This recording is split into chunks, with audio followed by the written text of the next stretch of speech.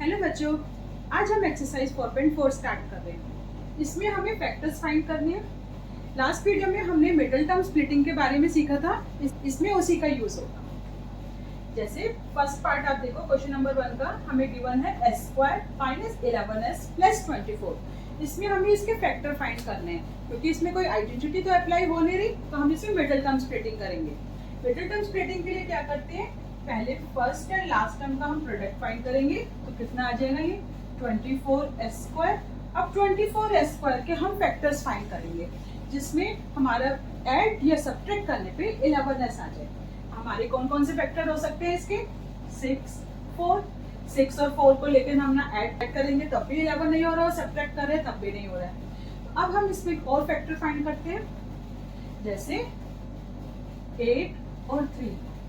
अगर हम 8s and 3s इसके फैक्टर ले लें और दोनों को ऐड कर रहे हैं तो 11 फॉर्म हो रहा है। तो इसका मतलब ये हम फैक्टर्स यूज कर सकते हैं। तो हम इसको यहाँ पर पुट करते हैं s स्क्वायर, और क्योंकि हमारा नेगेटिव में है तो हम मिलेंगे -8s minus 3s plus 24।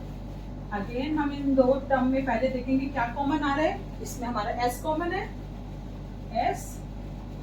s minus 8, और इसमें हम नेगेटिव में 3 कॉमन लेंगे तो हमारा रिमेनिंग बचेगा s। क्योंकि माइनस कॉमन लिए तो अंदर साइन रिवर्स हो जाते हैं, आ जाएगा -8। अब दोनों टर्म में s माइनस 8 कॉमन लेंगे तो रिमेनिंग बचेगा s माइनस 8। ये इसके फैक्टर आ गए, तो ये हम इसके ब्लैंक फिल कर सकते हैं।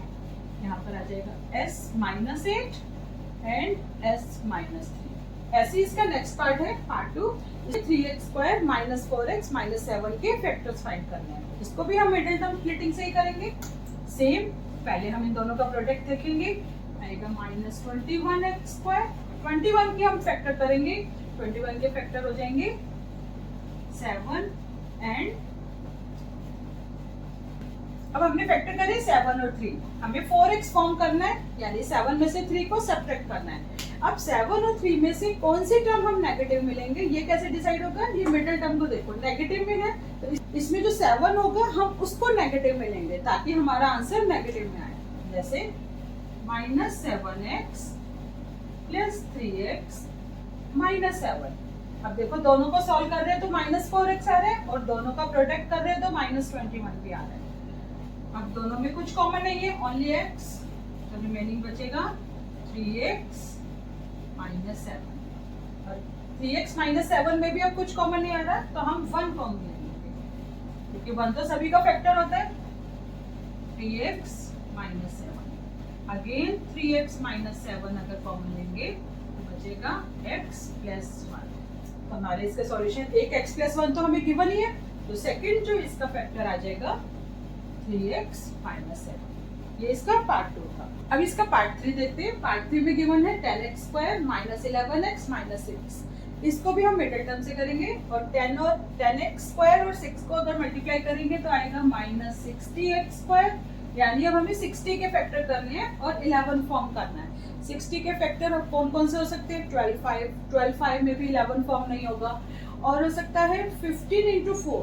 आप यहाँ देखो 15 इंटू 4, 15 में से अगर हम 4 सब्ट्रैक्ट करेंगे तो 11 बन रहा है। तो हमें अब -11 बनाना है। अब क्या बनेगा, 10x square minus 15x plus 4x। क्योंकि एक पॉजिटिव में लेंगे एक नेगेटिव में, तो दोनों सब्ट्रैक्ट करके 11 हो जाएगा, और नेगेटिव में हमारे इसमें नेगेटिव में भी आएगा, and -6 as it is. And again देखो फर्स्ट 2 टर्म में क्या चीज कॉमन आ रही है, एक तो हमें 5 दिख रहा है और एक x, यानी 5x हमारा कॉमन हो जाएगा। अगर हम 10x स्क्वायर को 5x से डिवाइड करेंगे तो 2 बचेगा, and x 2x, and 15x को अगर 5x से डिवाइड करोगे तो 3 रिमेनिंग रहेगा। अब इन बाकी की 2 टर्म में अब देखो क्या चीज कॉमन है, 2।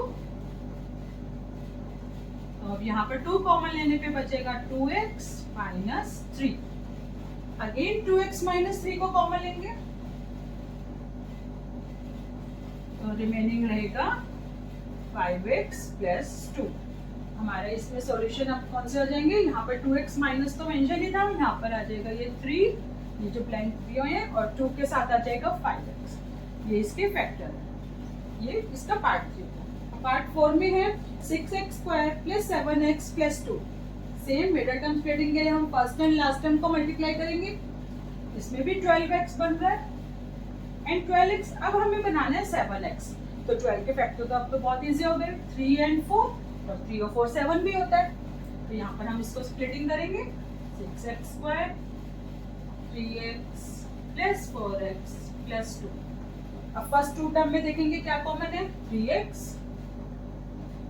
3x कॉमन लेंगे तो यहाँ पर 2, क्योंकि जब डिवाइड करेंगे, और x स्क्वायर है तो x ही में, और 2x प्लस 1, 4x प्लस 2 में 2 कॉमन आएगा।